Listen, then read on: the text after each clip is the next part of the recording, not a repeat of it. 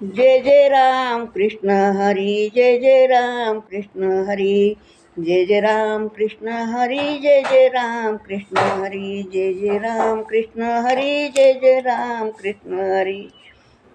नाम संकीर्तन साधन पै सोपे, जळतील पापे जन्मांतरीची. न लगती सायास जावे वनांतरा, सुखे येतो घरा नारायण. ठाईच वैसोनी करा एक चित्त, आवडी अनंत आळवावा. राम कृष्ण हरी विठ्ठल केशवा, मंत्र हा जपावा सर्व काळ. या विनाशता अनिक साधन, वाहात श्यान विठोबाची. तुका म्हणे सोपे आहे सर्वाहुनी, शहाणा तो धनी घेतो येथे विठ्ठल विठ्ठल विठ्ठल. तर हा अभंग जिहूवासी तुकाराम महाराज यांचा 6 चरणांचा असा अभंग आहे. ह्या अभंगातून तुकाराम महाराजांनी काय सांगितलं तर हे मी तुम्हाला सांगणार आहे. कीर्तन सेवेसाठी हा अभंग घेतलेला आहे. तर तुकाराम महाराजांनी काय सांगितलं, नामसंकीर्तन साधन पै सोपे. तर तुम्ही फक्त नाम घ्या. तर लोक काय करतात, देवाचं नाम घ्यायचं राहतं. पूर्वी शेतकरी लोक काय करायचे, बैलाचे नावं ठेवायचे, रामा कृष्णा असे. त्या निमित्तानं तरी पोरं म्हातारे माणसं नावं घेतील. सकाळी पारी 4 वाजता उठलं की लगेच ते म्हणायचे रामा उठ, तर ते येतं का देवाचं नाव. तर असं काहीतरी केलं तरी पण लोक नावं नव्हते घेतले. हे उठ, त्याला लात मारायची, बैलाला नाव ठेवायचं रामा आणि त्याचं लात मारायची. तर असं नामस्मरण कोण करून गेलं, एवढं वाल्या कोळ्याने पाप केलं. किती पाप केलं म्हण, मोहरी एवढा खरा टाकून 7 रांजण भरले होते पापाचे. तर त्यांनी राम अवताराला यायच्या आधी रामायण लिहून ठेवलं कितीतरी 1000 वर्ष आधी. तसं रामाला वर्तावं लागलं. बरोबर ना मंडळी. तर आपण नामस्मरण करायचं म्हणल्यावर कसं करायचं, तर असं लोक ऐकत नाहीत. मग नामस्मरण हे कसं करावं हे तुकाराम महाराजांनी सांगितलेलं आहे. तर नामस्मरणच तुम्ही करा फक्त. देवाने तुकाराम महाराजांनी काय सांगितलं, फक्त नामस्मरण करा, दुसरं काहीसुद्धा लागत नाही त्याच्यात. तर नामस्मरण कुणी केलं होतं, वाल्या कोळ्यांनी. म्हणून ते वाल्या कोळ्याचा वाल्मिकी ऋषी झाला. तर आणि त्यांनी सांगितलं, फोन बी यायला लागला. तर ह्याच्यात त्या तुकाराम महाराजांनी सांगितलं, तुम्ही कसं बी करा पण नामस्मरण घ्या. तर एका माणसाने काय केलं, त्याला शेतकरी होता त्याला 4 पोरं होते आणि तो म्हातारा, आता पोरं मोठे झाले, ते म्हातारा झाला. त्यांचे ते गुराचा गोठा होता, त्या गुराच्या गोठ्यात त्या म्हाताऱ्याला झोपवलं होतं. आता त्याचा शेवट आला पाक, तरी पण ते देवाचं नाव काय घेना. मग त्याला पोरांनी काय सांगितलं, देवाचं नाव घ्या बाबा, तुम्ही देवाचं नाव घ्या. तर तो काय देवाचं नावच घेना. मग शेवटी त्याची वाचा गेली. जीव जायच्या जीव वाचा जात असते. आधी जान जाती मग जबान जाते, आधी जबान जाती मग जान जाती. तर असं झालं, त्याची वाचा गेली. तर पोरांनी काय केलं, डॉक्टरला बोलवलं. डॉक्टरनी त्याला बोलायपुरती संधी आणली. मग तो बोलायला लागल्यावर ते म्हणला, अरे गाढवानो, ते वासराने केरसुनी खाल्ली. मी ती 50 रुपयाची आणली होती, तुम्हाला त्याची काही किंमतच नाही पैशाची. ती केरसुनी खाल्ली वासराने. तर त्याला म्हणायचं होतं वासराने केरसुनी खाल्ली. आणि पोरांना काय वाटलं, वासुदेवा केशवा म्हणायचं याला. म्हणून डॉक्टरला बोलवून एवढं याप केलं, एवढं सगळं केलं आणि तो म्हणला वासराने केरसुनी खाल्ली. तर असं आहे, देवाचं नामस्मरण करायचं म्हणलं की नाही, तर कुठल्याही परिस्थितीत आपल्याला करता येतं. पण शेवटी लोकांना काय आहे, म्हातारे माणसं ते म्हातारे माणसं आणि तरणे जरी आता कोण देवाचं नामस्मरण कोण करतात तुम्ही बघताय. कुठं पिक्चरला जायचं, कुठं ते पिक्चरमधले गाणेच वाजवायचे, कुठं काय काय काय आता सांगतच असतील कीर्तनकार तुम्हाला. तर तुकाराम महाराजांनी ते पण सांगितलं, नामाचं महत्त्व सांगितलं. ते पहिल्या चरणात, नामसंकीर्तन साधन पै सोपे, जळतील पापे जन्मांतरीची. साधन सोपं आहे, नामस्मरण करायचं हे साधन सोपं आहे. तर त्याने काय होईल, जळतील पापे जन्मांतरीची. जन्मांतरीचं पाप असेल ना तुमचं तर ते जळून जाईल. तर असं ते तुकाराम महाराजांनी सांगितलं. दुसऱ्या चरणात काय सांगितलं, ठाईचं बैसोनी करा एक चित्त, आवडी अनंत आळवावा. कुठं जावं लागत नाही, कुठं जायचं नाही, यायचं नाही. घरात बसून तुम्हाला करायला येतं. नामस्मरण करा ना फक्त, बाकीचं तुम्हाला काहीसुद्धा करावं लागत नाही, फक्त नामस्मरण करायचं. तर घरात बसून तुम्ही नामस्मरण केलं तर आपलं जे उद्धार होतं, ह्या देहाचा उद्धार होतो आणि मागच्यांनासुद्धा त्याचं फळ भेटतं. म्हणून ते ठाईचं बैसोनी करा एक चित्त, आवडी अनंत आळवावा, असं तुकाराम महाराजांनी सांगितलं दुसऱ्या चरणात. तर फक्त घरात बसून तुम्ही ते देवाचं नामस्मरण करा. अहो कुठल्या परिस्थितीत ते केलं, कुठल्या यांनी केलं तरी चालतं की ते. तुम्हाला काय असंच म्हणत नाहीत की ते दिवसभर सारखं बसा, सारखं ते हेच करा म्हणून असं म्हणत नाहीत.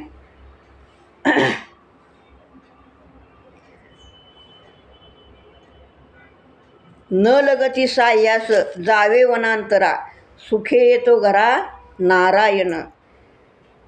कुठं जावं लागत नाही, यावं लागत नाही, काय नाही काय नाही. फक्त न लगती साह्यास म्हणजे कष्ट करावं लागत नाही. सुखे येतो घरा नारायण. फक्त तुम्ही नामस्मरण करा, सुखाने येतो तो. नामस्मरण हे देवाचं नाव घ्यायला काय लागतं. तर एकदा असंच एक शेतकरी, मी दुसरा दृष्टांत सांगते तुम्हाला. मला कीर्तनाची आवड आहे, पण कसं आहे, मला कुठंतरी कीर्तन करावं असं वाटतं उभं राहून. पण मी करणारच कीर्तन असं मला ते वाटतं आहे. तर एक जण शेतकरी होता, दोघं भाऊ होते. तर त्या एक मोठा भाऊ काय करायचा, गावातले सगळे कामं बघायचा. कोण आलं गेलं, पै पाहुणे आले, कोण काय झालं, परत दुसरं काय गावातलं सगळं बघायचं, असं तो बघायचा. आणि लहान भाऊ शेतातलं बघायचा. मग ते एक दिवशी आले कीर्तन गावात होतं. मग ते कीर्तनकार महाराजांना त्या मोठ्या भावाने काय सांगितलं, जेवायला या आमच्या घरी, तुम्हाला संध्याकाळी आमच्याकडं जेवायला. बरं म्हणले, येऊ. आणि बायकोला सांगितलं पुरणपोळीचा स्वयंपाक कर आणि महाराज यायचे जेवायला. तिनं बायकोनं पुरणपोळीचा स्वयंपाक केला. आणि आता संध्याकाळच्या टायमाला 8च्या नंतर कीर्तन, मग ते 8च्या आधी जेवून घ्यायचं ना. मग ह्यो आला महाशय धाकटा भाऊ, रानातून आला. त्याने बैल सोडले, बांधले, हातपाय धुतले, सगळं केलं. लगेच त्याची जेवायची गाई. ए वहिने जेवायला वाढ मला. तेव्हा ती वहिनी म्हणली, महाराज यायचे जेवायला भाऊजी, जरा थांबा तुम्ही. कोण महाराज? मला भूक लागली. त्या महाराजाला काय काम आहे आणि मला भूक लागली, वाढ जेवायला आधी. मग त्या भावाने काय केलं, महाराजांना सांगितलं आमचा भाऊ जरा तापट आहे आणि तो बोलतो, म्हणून त्याचं काय तुम्ही मनावर घेऊ नका. मग तसंच झालं की ते महाराज आले, पायरीवर चढते तोवरच लगेच ह्यो म्हणला, कुठला महाराज कुठला काय, तुला काय काम आहे का?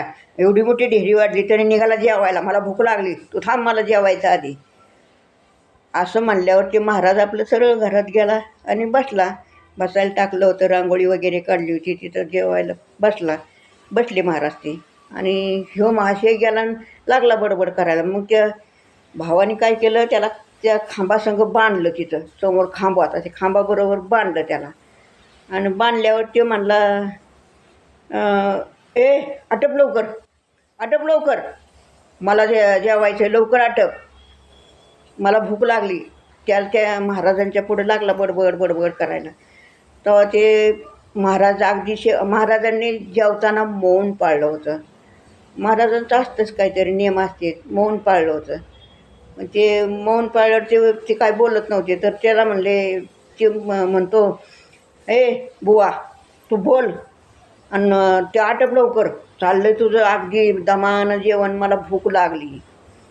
मग ते म्हणलं, महाराज म्हणले, मी आटपतो लवकर, पण तू माझी एकच आट आहे, सांग सांग सांग सांग म्हणला, तुझी काय आट आहे ती. तो म्हणला, मी लगेच आटपतो, पण तू एकदा विठ्ठल म्हण फक्त. तेव्हा तो म्हणला, हां एवढंच ना. त्याला भूक लागली होती, जाम भूक लागलेली, दिवसभर ते काम करून आलेला, लई भूक लागली. तेव्हा त्या कळकळीनं त्याची महाराजांची आट काय होती, एकदा विठ्ठल म्हणायची, बरोबर ना. तर ते लगेच म्हणला, हां म्हणतो मी विठ्ठल, पण लगे आटपायचं बरं का जेवण. तर कीर्तनाच्या मध्ये काय आहे नेम, विठ्ठल विठ्ठल विठ्ठल विठ्ठल हे घ्यावं लागतं ना भजन. म्हणून हे भजन विठ्ठल विठ्ठल घेतलं. तर मला कीर्तन करायची कुठंतरी संधी यावी, ही मधीच मी सांगते तुम्हाला. तर त्याने मधीच त्या महाराजांनी अशी आट घातली की एकदा विठ्ठल म्हण. मग ते लगेच म्हणला, म्हणतो विठ्ठल म्हणतो मी. लगेच ते जोरात बिंबीच्या जेठापासून म्हणला, विठ्ठल. तेव्हा ते महाराज म्हणले, हात धुतला. मग ते महाराज गेले कीर्तनाला, ते जेवला. आणि पुढं कालांतराने काही दिवसांनी तो मोठा भाऊ वैकुंठवासी झाला. आणि परत मग त्याच्या काही दिवसांनी ह्यो पण गेला. आता ह्यो गेला, आता त्याला न्यायला आले विष्णुदूत, आणि हे पण आले होते, यमदूत पण आले होते. यमदूत म्हणले, ते आमचं गिऱ्हाईक आहे. तर विष्णुदूत म्हणले, नाही, त्याचं पुण्य इतकं आहे, ते एकदा विठ्ठल म्हणलेलं आहे, त्याचं पुण्याचं मोजमाप करायसाठी याला आता कैलासावर नेलं पाहिजे. पालखी केली, विचार करा तुम्ही. त्याला पालखी केली, खांद्यावर घेतलं, आणि विष्णुदूतांनी त्याला कैलासावर नेलं शंकराकडं. शंकराला विचारलं, हा एकदा विठ्ठल म्हणला आहे, तर याचं पुण्य किती आहे, त्याचं मोजमाप करून तुम्ही आम्हाला सांगा, यांना कुठं पाठवायचं याला. तर शंकराने सांगितलं, नाही बाबा, मला नाही माहिती, याला ब्रह्मदेवाकडे घेऊन जा. गेले ब्रह्मदेवाकडे. ती पालखी, त्याला पालखीत बसवून नेलं, आणि तिथं नेल्यावर ब्रह्मदेवाला सांगितलं, याने एकदा विठ्ठल म्हणलेलं आहे, याचं पुण्याचं मोजमाप करून सांगा. मग म्हणले, ते ब्रह्मदेवाने पण सांगितलं, नाही मला नाही माहिती, तुम्ही विष्णूकडंच जावा. मग ते गेले विष्णूकडं घेऊन. तर तिथं हे मोठी सभा भरलेली, लई लोक बसलेले. आता मी कशी बसले असं बसलेले होते. आणि त्याच्यात ते मोठा भाऊ पण होता तिथं. मग त्या भावाने विचारलं, अरे तू इकडं. म्हणला, हा मला घेऊन आलेत, पालखीत घेऊन आलेत तिथले लोक. आणि मग म्हणला, तू इथं कसं काय. हा म्हणला, मी सारखं कीर्तन भजन ह्याच्यात असायचो ना, म्हणून मग ती मला इथं आणलं त्यांनी. मग लगेच ते पालखीतून त्याला उतरवलं आणि ते विष्णूच्या जवळ नेलं, विष्णू भगवंताच्या जवळ नेलं. म्हणले, ह्यानं एकदा विठ्ठल म्हणलेलं आहे, ह्याचं पुण्य किती, त्याचे मोजमाप तुम्हीच सांगा. तेव्हा विष्णू भगवंतांनी काय सांगितलं, तो एकदा विठ्ठल म्हणला तर त्याचं पुण्य आणि त्याची जागा कुठं आहे माहिती आहे का, तिथं आहे, माझ्या उजव्या मांडीवर. बघा, मग एकदा विठ्ठल म्हणलेलं तर त्याला इथं जागा दिली, विष्णूने त्यांच्या मांडीवर जागा दिली. विचार करा, इतकी नामात ताकद आहे. म्हणून तुकाराम महाराजांनी सांगितले, नाम संकीर्तन साधन पै सोपे, जळतील पापे जन्मांतरीची. तेव्हा ते असं ह्या कीर्तनात हे सांगितलेलं त्यांनी. तर नामसंकीर्तन साधन पै सोपे, जळतील पापे जन्मांतरची. न लगती साह्यास जावे वनांतरा, सुखे येतो घरा नारायण. ठाईच बैसोनी करा एक चित्त, आवडी अनंत आळवावा. तर एका जागेवर बसून तुम्ही नामस्मरण करा. त्या माणसाने शेतकऱ्याच्या त्या इतका तो आडगाव होता, तरी त्यांनी काय केलं, फक्त एकदा विठ्ठल म्हणला. म्हणून तुम्ही नामस्मरण करा. अहो ह्या कलियुगात कसं आहे, नामस्मरण कोण घेतच नाही. आता तुम्ही कीर्तनात बघताय, ते कीर्तनात काय असतं, सारखं बघा सासूसन सुनाचं भांडण यव चव सगळं असतं. नामस्मरण तुम्ही करा. फक्त जेवण करताना तुमचं तोंड असतंय ना, तोंड चालू असतंय ना, पण मनात घ्या ना तुम्ही. अहो तुम्हाला दुसरं काय नाही आलं तर फक्त म्हणा रामकृष्ण हरी रामकृष्ण हरी रामकृष्ण हरी असं म्हणत चला. तर हे तुकाराम महाराजांनी काय सांगितलं, ठाईचं बैसोनी करा एक चित्त आवडी अनंत आळवावा, न लगती साह्यास. दुसऱ्या चरणात आहे, न लगती साह्यास जावे वनांतरा, सुखे येतो घरा नारायण. कुठं जावं लागत नाही, वनात जावं लागत नाही, रानात जावं लागत नाही, तापाला बसावं लागत नाही. आपलं काम करीत करीत देवाचं नामस्मरण केलं ना, तरी ते आपल्याला त्याचं फळ देतोच.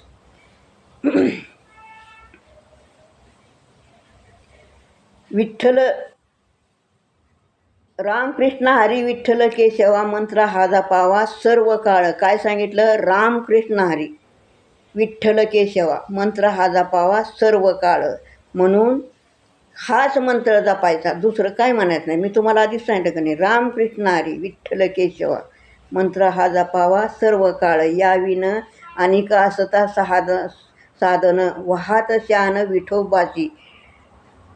अहो तुकाराम महाराजांनी सांगितलं, याच्यावर जर दुसरं काय साधन असेल तर मी वाहात शानपदी विठोबाची शपथ घेऊन सांगतो मी तुम्हाला, तुम्ही दुसरं काहीसुद्धा करू नका. फक्त आणि फक्त रामकृष्ण हरी विठ्ठल केशवा मंत्र हा जपावा सर्व काळ. तुका म्हणे सोपे आहे सर्वाहुनी, शहाणा तो धनी घेतो येथे. जो शहाणा असेल ना तोच घेतो.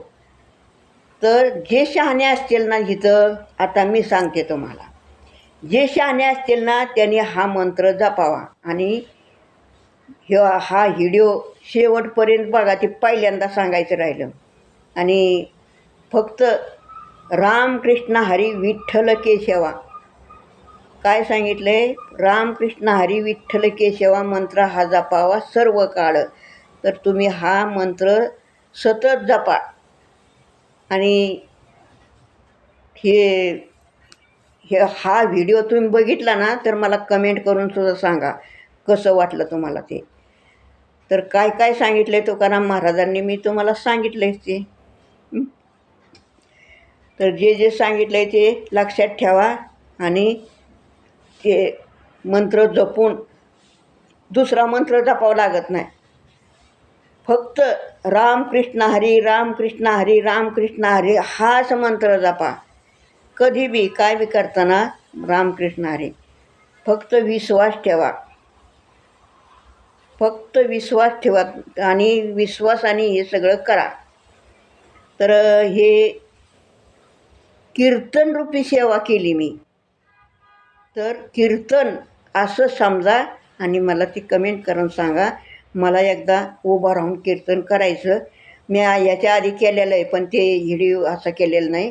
तर मला ते करायचं, मी केले ना तर मला तुम्ही कमेंट करून सांगा. मी लगेच कीर्तन उभं राहून करीन. म्हणजे मंदिरात एखाद्या कुठं असेल मी कोणाकडून बी सेवा मागून घेईन आणि करीन. पण मला ती कमेंट करा.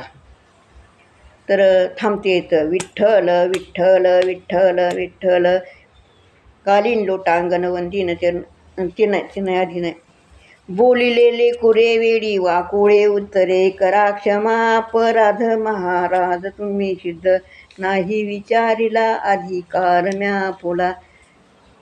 हे काय काय म्हणायचं ना तर ते राहिलं तर मी कीर्तनाला उभी राहिली ना तर सगळं व्यवस्थित करेन. फक्त मला तुम्ही कमेंट करून सांगा. हे आता इथं मी घरात बसलेली आहे आणि हे सगळं केलं तर इथंच थांबते, पूर्ण इनाम देते आणि मला कीर्तन करायचे एकदा संधी द्या. रामकृष्ण हरी.